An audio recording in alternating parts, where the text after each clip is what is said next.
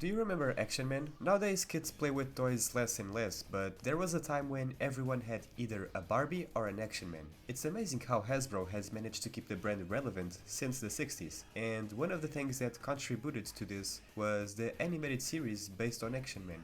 Of the 3 animated series that came out, the last was called Action Man A.T.O.M, or Alpha Teens on Machines, in 2005, based on a team of superheroes with supercars created by the scientist called Dr. Lee. And like all animated series of this type and time, the episodes were about a group of 5 teenagers defending their city from the enemies. I've never seen this series, or I didn't even know about their existence, but from researching, a lot of people liked this series back in the days, and some of them have really good memories. It's like a little cult classic, even though the series didn't make that well in the time. What they might not know is that a game was created based on this series. It was released on 2007 under the same name, Action Man A.T.O.M. It's a game focused on the hero's cars, and just like the series, your goal is to protect the city from Alexander Payne, the series' main villain. But there's something that's really confusing me. This game was released at the same time that the animation was cancelled,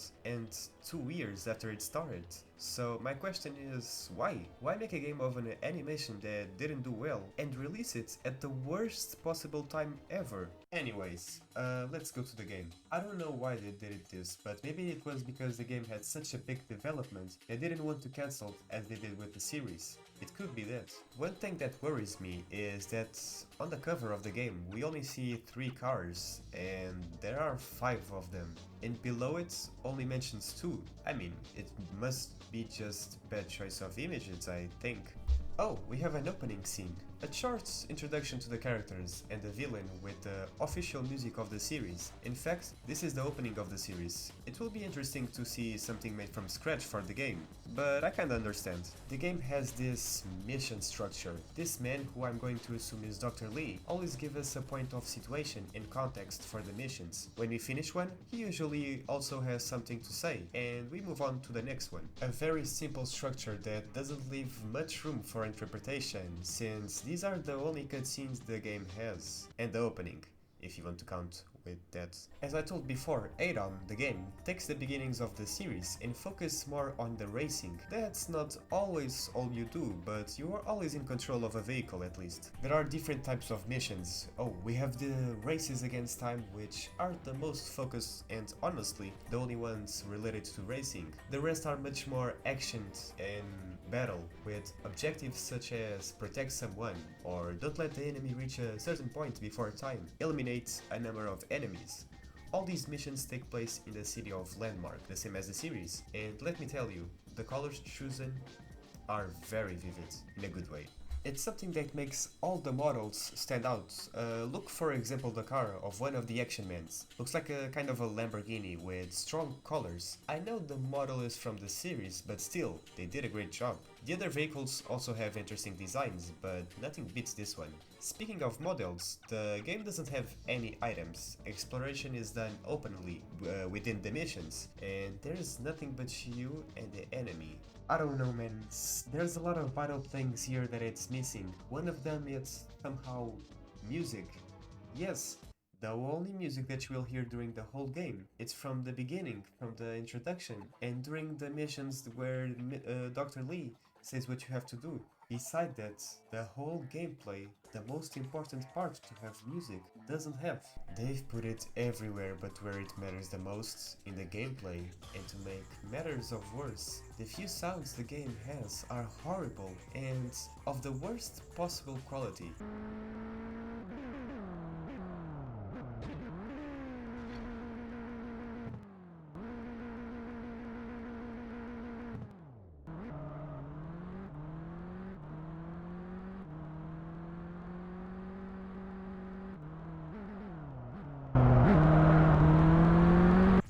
It really seems that the initial idea was different because the car's gameplay isn't what you expect either. Coming from a game like this, what will make the most sense will be a great speed and a simpler system for drifting and other techniques.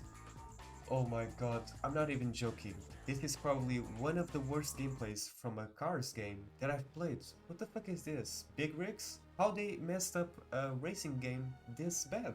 I get it. It's a game from an animated series. Isn't supposed to be like a big deal. But come on. Not crashing the car is basically impossible. It takes ages to turn and the angles at which it turns isn't great either. So all we can do is use the only other move we have, drifting. And this has to be the most floaty drift I've ever felt in a game. It doesn't feel like the car is turning but rather sliding. I can't explain how bad it is.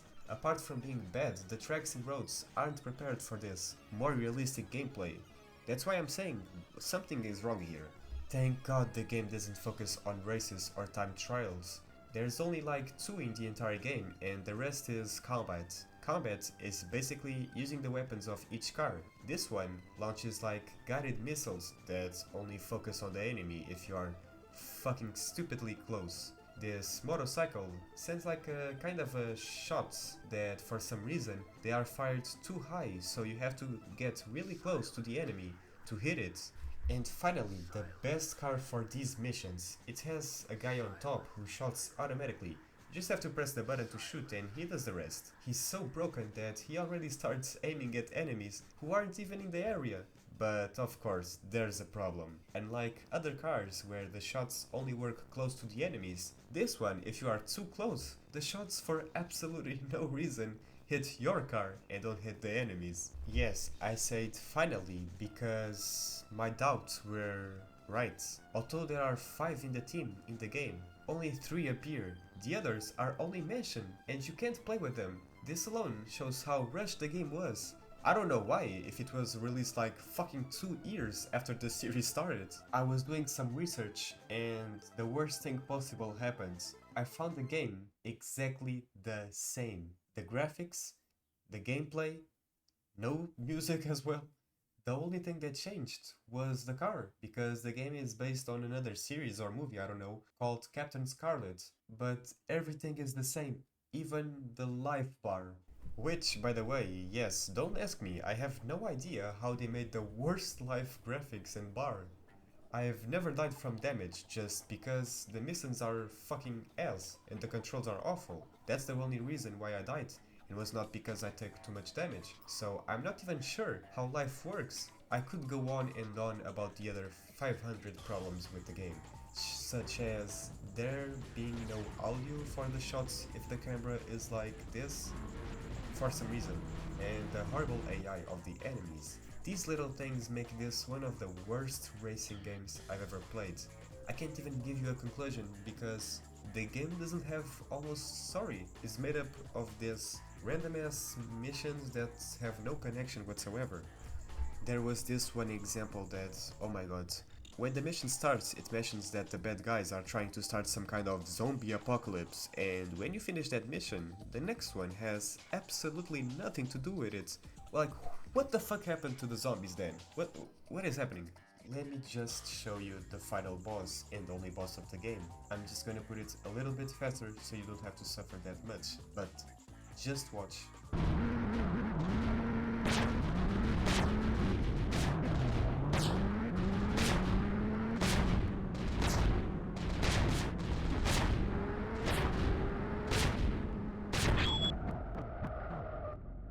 Yeah, I have no idea what was in the minds of the developers of this game. How did it came out so far ahead of time, made so simply and already released on top of an existing game? But nothing works, and the only thing that I kinda liked was how the main car looks. Yet the textures are blurry and it's just from the animated series, but it still kinda looks cool. I think I can say that I had more fun with this game than with Que Pasen Inc., mainly because there weren't as many frustrating moments as in that fucking game. Although there were some levels that I had to try a few times due to the controls and the gameplay. This game belongs to the lowest tier. Better than Que Pasen Inc., completely, but still, one of the worst games I've ever played. Seven Blades will continue to lead the way as the best game so far, even if it's not exactly great either. This will probably go down as the worst game that I've played by racing cars, at least at the moment. I don't know if it will be like that always, but this was definitely a rushed development that didn't have no reason to be this rushed and to came out like this. So yeah, this was Action Man A.T.O.M. Hi, thank you very much to those who watched this video and I hope you enjoy it. You can watch the previous games here, and I have a playlist with all the games that are on our tier list from PS2 so far. Feel free to check it out. Thank you so much and I see you on the next game. Bye bye.